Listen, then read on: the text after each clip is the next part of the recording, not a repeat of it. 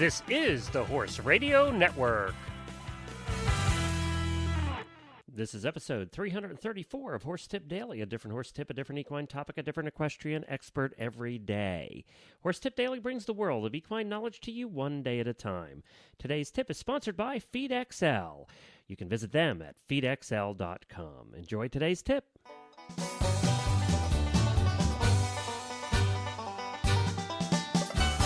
Hi everybody, Glenn the Geek back with you from Lexington, Kentucky, horse capital of the world, and you're listening to Horse Tip Daily. Well, today we have with us Betty Fay, one of our first listeners to turn into an expert here on Horse Tip Daily. Don't forget, if you have some tips you want to share, if you would like to become an expert here on Horse Tip Daily, you can do so simply by contacting me at Glenn with 2 N's at horseradionetwork.com. Betty has ridden, taught, and trained in all 3 disciplines, but lost her heart to dressage. She says her students, 2- and 4-footed, have taught her more than she has taught them. And you can hear her past tips. She's done a number of them right here on Horse Tip Daily. In addition, she's raised foals, operated a boarding and training stable, worked at a large animal vet, owned a tack shop, managed shows, riding day camps, a handicap program, and has written for equine publications in her 40-plus years with horses. And we're going to be back with Betty's tip right after this word from FeedXL. You know, FeedXL is a 3-step program, and it's very simple. Number 1, tell FeedXL about your horse. Go to feedxl.com, and as your personal equine nutritionist, FeedXL needs to know a few details about your horse. Things such as how big your horse is and how much exercise he gets, and whether you want him to gain, maintain, or lose weight will help determine how much feed he needs every day. Number 2, tell FeedXL what your horse eats. You can use their database of almost 2,500 feeds, including pastures, grains, mixed and prepared feeds, and supplements to tell FeedXL what your horse currently eats and how much of it he eats. And number 3, you can see the results. It's as simple as that. 1, 2, 3. Using the details about your horse and what you feed him, FeedXL will do some serious math to calculate if your horse's nutritional requirements are being met. You can see the results of this math displayed in numerous ways, including easy-to-read graphs that highlight excesses and deficiencies in his diet. Go to feedxl.com and give it a try today. They are your personal nutritionist, and they'll help you find out if you're feeding your horse the way your horse deserves. That's feedxl.com. Well, hi, Betty, and welcome back to Horse Tip Daily. Oh, Glenn, thank you. I'm really glad to be here. How you doing? All right, I'm doing terrific. Now, you've been doing some serious trail riding this year, and I know that you used to be a competitor and used to do all the serious competition thing and trainer and all of that. And you're just enjoying life now, enjoying your horses, hacking out. That's right. I'm a trail rider. And was this in the plan all along, was to at some point move to Colorado and become a full-time trail rider, just enjoying the heck out of life?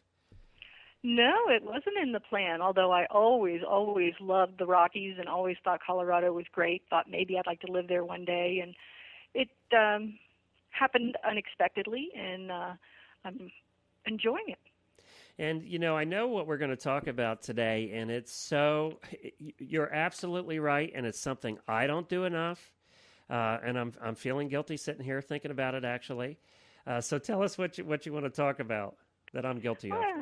Okay, well, it's about getting your horse and mostly you, used to doing things on the right side of the horse, what we call the off side of the horse. You got to lead him from the off side once in a while. You got to dismount and mount from the offside once in a while. If you are riding on a switchback in the mountains or a steep hill in Kentucky and your hat blows off and you need to dismount, let's not say hat because you should have your chin strap on. You lose a glove or something. You got to dismount and you're on a cliff. You might have to dismount from the right-hand side. Otherwise, you're stepping off the cliff. Or you might have to remount from the uphill side. And that might be the right side of the horse. And you might have to lead him down that trail because there's so much brush that you can't safely ride him through it. Big, tall logs or something. You need to work him from the right and left side. Yeah, and that's something we're all taught how to mount a horse and from which side. So you spend, all your time doing that from the left, and you just don't even think about it. You just get on. And when you practice it, it feels really weird. It does. Oh, it's very weird. It's hard to get on a horse from the right if you've never done it. Well, true, and especially if you're mounting from the ground, you have a little bit bigger horse. First of all, your muscles aren't used to it, so you have no muscle memory, so it's just all foreign. It's just weird. You're absolutely right. It just seems like an almost impossible task, but I agree with you that it's good to practice it so that in those situations when you have to, and usually I think you'll agree in those situations when you have to mount from the other side, you're on the trail, it's a situation where you want to do it fairly quickly and you want to do it confidently and you don't want to fart around with it. Exactly. And if your horse has never had you do it, he's going to get nervous about it, and he needs to stay in quiet. So you need to practice it. Yes. And usually if you've had to come off at a situation like that, or you came off at a situation like that, you're usually in a place where you both want to feel very confident about it, because it could be a somewhat dangerous situation with a cliff or something like that. So, I absolutely agree. It's something that we have to remind ourselves to do, I think. It is. We have to get used to it. It's a lot harder for us than it is for the horse. Just practice it once in a while. Yeah, for a week, say, I'm going to do nothing but everything from the right-hand side. And you know what? If you're a trained pony clubber, just thinking about it probably makes you get chills, because, somebody's going to yell at you.